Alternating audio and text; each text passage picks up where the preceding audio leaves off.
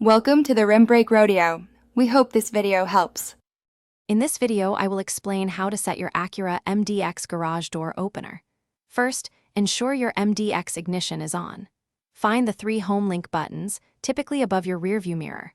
To clear any existing programming, press and hold the 2 outside home link buttons simultaneously. Keep holding them for approximately 20 seconds until the indicator light begins to flash rapidly.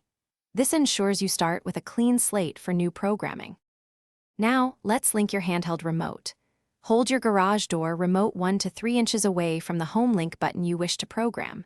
Press and hold both your chosen home link button and the button on your garage door remote at the same time.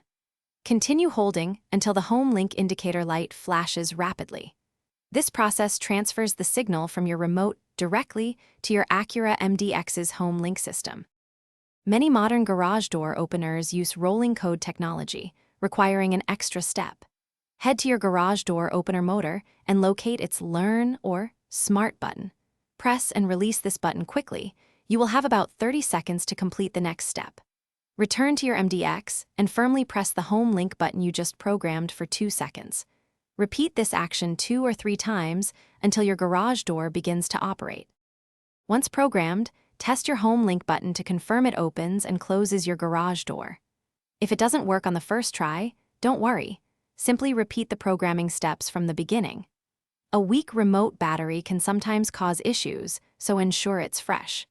If you continue to experience difficulties, refer to your Acura owner's manual for specific details or contact Home Link customer support for further assistance. Thanks for watching. Consider subscribing if we helped you.